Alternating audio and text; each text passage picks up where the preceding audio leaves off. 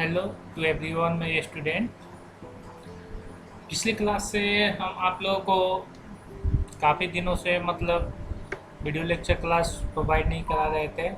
बहुत सारी प्रॉब्लम्स आ रही थी, उन प्रॉब्लमों को फेस करते हुए आज हम लोग शुरू करेंगे फिर से अपना वीडियो लेक्चर।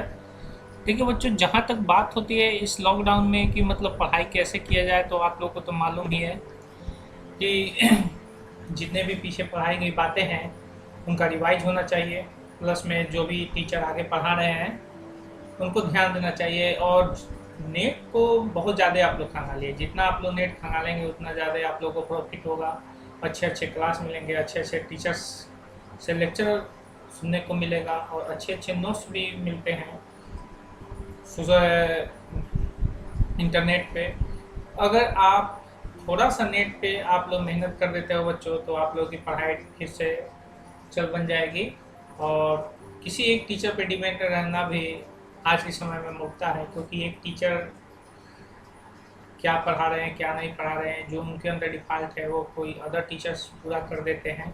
जरूरी नहीं है कि एक ही टीचर सभी सब्जेक्ट को अच्छे से पढ़ा देते हैं। तो इन बातों को ध्यान रखते हुए आप लोग नेट का बहुत ज़्यादा यूज़ कीजिए। गूगल, यूट्यूब्स और अन्य सारे ऐप्स जो शुरू हुए हैं उनको आप लोग देखिए और पढ़ाई कीजिए। तो चलिए बच्चों, हम शुरू करते हैं आज आप लोग का अपना क्लास। ठीक है, आज हम आप लोगों को बताने जा रहे हैं बच्चों कि हम लोग क्या शुरू करने जा रहे हैं। पिछले क्लास में हम आप लोग को बता चुके हैं कि हम आप लोग डिफ्रेंशिएशन पढ़ चुके हैं। हम लोग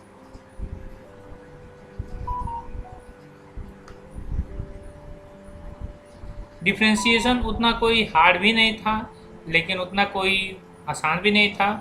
थोड़ा तो प्रॉब्लम आप लोगों को किया बच्चों। तो चलिए शुरू करते हैं आज हम लोग ढंग से डिफ्रेंशिएशन। और डिफ्रेंशिएशन में कुछ बेसिक्स हम लोग जानते हुए आगे बढ़ेंगे। और उसको हम लोग इसके डिफ्रेंशिएशन तो हम पढ़ा चुके हैं, तो डिफ्रेंशिएशन का जो नेक्स्ट पोर्शन होता है वो होता है एप्लीकेशन ऑफ डेरिवेटिव, यानी डिफ्रेंशिएशन के यूज़ कहाँ कहाँ होते हैं, इन सभी बातों को समझेंगे और इन सभी बातों को निकालेंगे हम लोग और बहुत सारी चीज़ें समझेंगे बच्चों। तो देखिए बच्चों, हम आप लोगों को बहुत सारे फॉर्मूला पढ़ा चुके हैं। जैसे अगर आपको y दिया रहता है तो इसका डिफ्रेंशिएशन किया जाता है x के रेस्पेक्ट में, तो dy बाई dx हो जाता है। अगर y का डिफ्रेंशिएशन z के रेस्पेक्ट में करेंगे तो dy बाई dz हो जाता है। अगर y का डिफ्रेंशिएशन r के रेस्पेक्ट में करेंगे तो dy बाई dr हो जाता है। ठीक है बच्चों, तो इस तरीक़ा से ये आप लोग का डिफ्रेंशिएशन हो जाता है। या y को ऐसे भी लिखा जाता है y is equal to Y dash, ये फर्स्ट ऑर्डर का डिफ्रेंशिएशन है बच्चों। अब हम आप लोगों को पढ़ाए हैं बच्चों कि अगर आपको दिया रहे x to the power n रहे तो इसका डिफ्रेंशिएशन हो जाता है n into X to the power n minus 1। अगर आपको x दिया रहे तो इसका डिफ्रेंशिएशन 1 हो जाता है बच्चों। उसके बाद रूट अंडर x दिया रहे तो इसका differentiation 1 by two root under x हो जाता है। log x दिया रहा है बच्चों, तो log x का डिफ्रेंशिएशन 1 बाई एक्स हो जाता है। फिर अगर आपको sin x दिया रहा है बच्चों, तो sin x का डिफ्रेंशिएशन cos x हो जाता है बच्चों। अगर आपको cos x दिया रहे तो cos x का डिफ्रेंशिएशन माइनस sin x हो जाता है। फिर उसके बाद अगर आपको tan x दिया रहा है बच्चों, तो tan x का डिफ्रेंशिएशन आपका sec स्क्वायर x हो जाता है। ठीक है, sec x दिया रहे तो sec x का डिफ्रेंशिएशन आप लोगों को मालूम है बच्चों, sec x into tan x हो जाता है। ठीक है, और बहुत सारे डिफ्रेंशिएशन है जो आप लोग सीखे भी। जैसे कोई भी कांस्टेंट दिया रहता है, कांस्टेंट यानी कोई भी नंबर, तो उसका डिफ्रेंशिएशन क्या होता है बच्चों, 0 होता है, आप लोग को मालूम है बच्चों। उसके बाद हम लोग लेके चलते हैं बच्चों थोड़ा सा और आगे। तो 1 बाई एक्स का डिफ्रेंशिएशन क्या होता है बच्चों, या x के पावर में -1 का डिफ्रेंशिएशन क्या होता है, तो इसका डिफ्रेंशिएशन होता है बच्चों -1 बाई एक्स स्क्वायर होता है। तो ये आपका डिफ्रेंशिएशन के कुछ जनरल फार्मूले थे बच्चों जो आप लोग सीखे। अब चलिए बच्चों, अब हम लोग थोड़ा सा और आगे बढ़ते हुए हम लोग चलेंगे बच्चों। तो देखिए अगर आप लोग से कह दिया जाए कि साइन इनवर्स एक्स का डिफ्रेंशिएशन क्या होता है, तो साइन इनवर्स एक्स का डिफ्रेंशिएशन 1/√1 माइनस एक्स स्क्वायर हो जाता है। कॉस इनवर्स एक्स का डिफ्रेंशिएशन क्या होता है बच्चों, तो -1/√1 माइनस एक्स स्क्वायर हो जाता है। टेन इनवर्स एक्स का डिफ्रेंशिएशन क्या होता है, तो ये होता है बच्चों 1/1 प्लस एक्स स्क्वायर, ठीक है। और कॉट इनवर्स एक्स का डिफ्रेंशिएशन बच्चों आपका -1/1 प्लस एक्स स्क्वायर हो जाता है। इस प्रकार से डिफ्रेंशिएशन बहुत सारे होते हैं बच्चों। और अब हम थोड़ा सा आगे चलेंगे। तो डिफ्रेंशिएशन हम आप लोगों को समझा दिए बच्चों। उसके बाद डिफ्रेंशिएशन हम बताए हैं कि अगर u इंटू वी के रूप में कोई भी फंक्शन रहे तो आपका differentiation u into d v plus v into d u हो जाता है। उसके बाद u बाई वी का डिफ्रेंशिएशन दिया रहे तो ये हो जाता है बच्चों v square v into d u minus u into d v हो जाता है। ये u बाई वी का डिफ्रेंशिएशन होता है। ये तो हो गया बच्चों डिफ्रेंशिएशन के कुछ बेसिक्स फार्मूले। और इन्हीं बेसिक्स फार्मूलों को लेते हुए हम लोग आगे बढ़ेंगे बच्चों। और हम लोग पढ़ेंगे अब से एप्लीकेशन ऑफ डेरिवेटिव यानी डिफ्रेंशिएशन के यूज।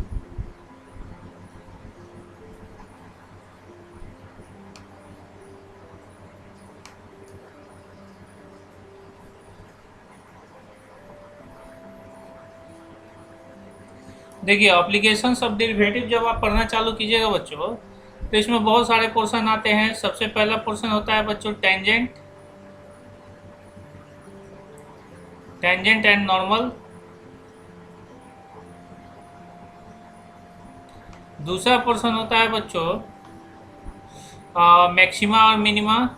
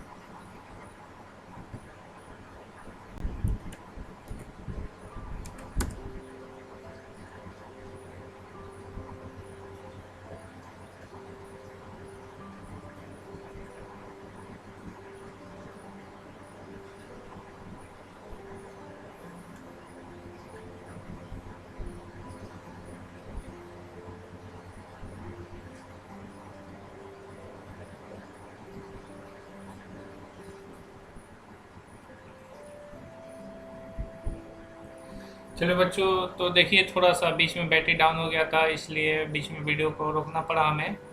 और इसके आगे अब हम लोग बढ़ेंगे और फिर से हम लोग देखेंगे कि आगे क्या होता है। ठीक है बच्चों, और कोशिश करेंगे कि आप लोगों के लिए वीडियो अच्छी बने और बहुत बेहतरीन बने। और कोशिश हमारी यही रहेगी कि आप लोगों को ढंग से मतलब पढ़ाया जाए। बच्चों देखिए बहुत सारी प्रॉब्लम्स आती है हम लोग को वीडियो बनाने में और वीडियो लेक्चर कंप्लीट करने में। उन प्रॉब्लमों को हम लोग बहुत ज़्यादा फेस भी करते हैं और बहुत ज़्यादा कोशिश भी करते हैं। तो चलिए शुरू करते हैं बच्चों फिर से एक बार आप लोग का। तो देखिए बच्चों, यहाँ पे आपका मैक्सिमा एंड मिनिमा होता है। मैक्सिमा एंड मिनिमा के बाद फोर्थ है थर्ड नंबर में आता है बच्चों रेट मेजर।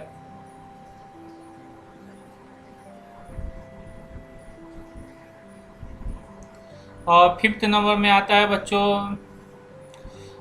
अप्रोक्सीमेशन।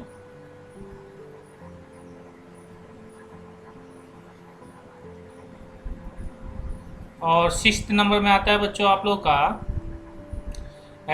इम्प्योरिटीज।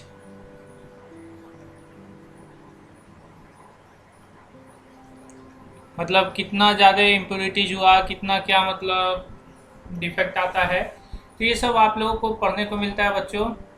और और फोर्थ नंबर तो ये हो गया बच्चों, और फिफ्थ नंबर ये हो गया। और सिक्स नंबर में आता है बच्चों शायद रोलेस थ्योरम और लगार्जन थ्योरम आता है।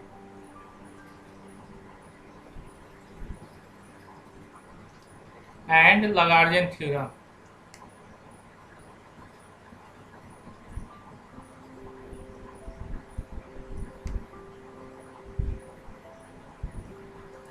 अब इन सभी के बाद बच्चों आप लोगों को पढ़ने को मिलेगा, इन सभी को आप लोग नोट कर सकते हैं बच्चों। इन सभी के बाद आप लोगों को पढ़ने को मिलेगा बच्चों, ये क्या कहा जाता है, आप लोगों को पढ़ने को मिलेगा सबसे पहले टेंजेंट एंड नॉर्मल। तो देखिए बच्चों, हम लोग शुरू करेंगे सबसे पहले tangent and normal. Tangent and normal होते क्या है ये समझना बहुत ज़रूरी है बच्चों, ठीक है। यहाँ पे देखेंगे हम लोग,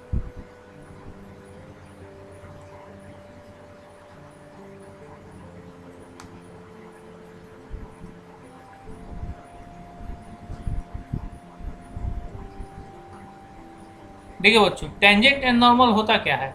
जब भी टेंजेंट एंड नॉर्मल पढ़ने की बारी आती है बच्चों, तो याद समझ लीजिए कि टेंजेंट जो होता है स्लोप होता है।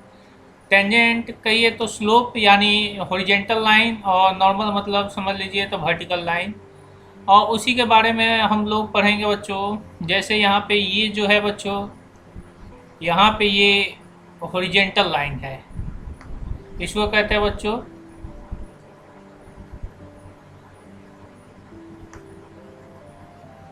इसको हॉरिजेंटल लाइन कहते हैं बच्चों। और इसको हम कहते हैं बच्चों वर्टिकल लाइन। क्या कहते हैं बच्चों? Vertical line.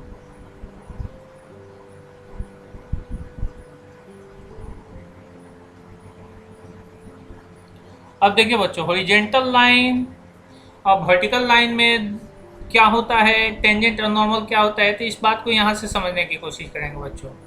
जब भी ये लाइन अग्रसर होती है इसके तरफ, नॉर्मल की तरफ, जब भी ये जाती है तो अपना एक एंगल बनाते हुए जाती है बच्चों। और यही एंगल जो होता है इसको हम थीटा कहते हैं, और इसका इंग्लिश नाम होता है इंक्लिनेशन, यानी इसको हम कहते हैं बच्चों झुकाव।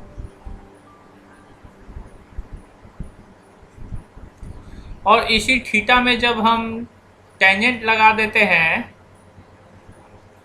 तो यही हो जाता है हमारा टेंजेंट, या इसको हम स्लोप भी कहते हैं। हिंदी में इसको हम ढाल की प्रवणता कहते हैं।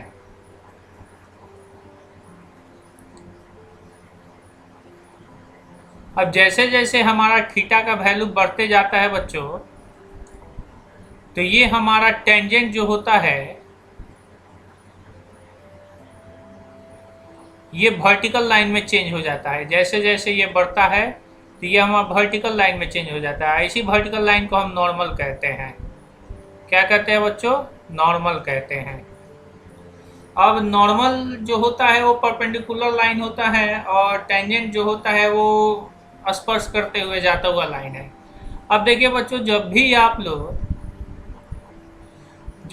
लोग बच्चों, हम बता रहे हैं, जब भी आप लोग पढ़ते हो, यहाँ पे ध्यान देंगे बच्चों, जब भी आप लोग पढ़ते हो, जैसे कोई ग्राफ खींचते हो, ग्राफ खींचते ड्यूरेशन में आप लोग क्या करते हो, फंक्शन का ग्राफ डालते हो, तो ग्राफ हो सकता है कि स्ट्रेट लाइन भी आता है, कर्व लाइन भी आता है। तो इन सभी लाइनों के बावजूद भी आप लोग क्या करते हो कि मतलब जैसे यहाँ पे ये ग्राफ हम लोग खींच लेते हैं, ये ग्राफ हम लोग खींच लेते हैं बच्चों,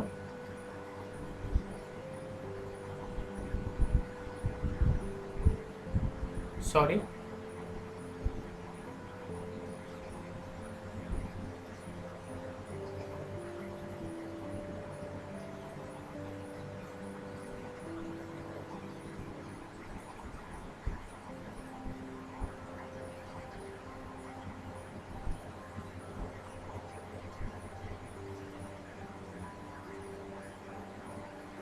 जैसे देखिए बच्चों, ये हमारा ग्राफ बन गया।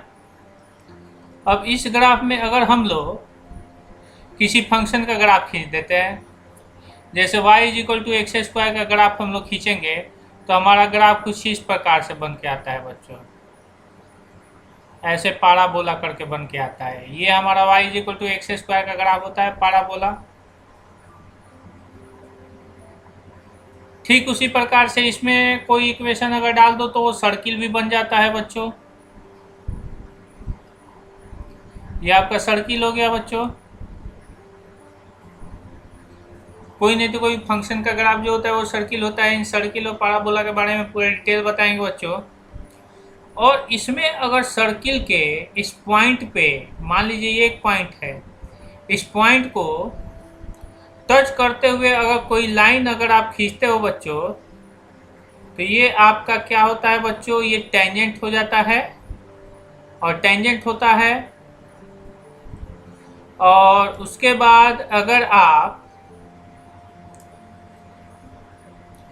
इसी को टच करते हुए एक लाइन ऐसे खींच देते हो बच्चों, ये आपका, तो ये आपका नॉर्मल हो जाता है, ये आपका नॉर्मल हो जाता है बच्चों, और ये आपका टेंजेंट हो जाता है। और इसी टेंजेंट और नॉर्मल के बारे में हम लोग समझेंगे बच्चों, और इसको ढंग से हम लोग पढ़ेंगे। तो आज के लिए बेसिक लेक्चर के लिए इतना इनफ है आप लोग के लिए। और ठीक है, तो आगे हम लोग इसका और भी क्लास डालेंगे, और कल के क्लास में ढंग से हम लोग समझेंगे, और काफ़ी लंबा क्लास रहेगा कल का टेंजेंट और नॉर्मल का। तो काफ़ी आप लोग इत्मीनान से बैठेंगे इसके लिए। तब तक के लिए बच्चों, गुड बाय।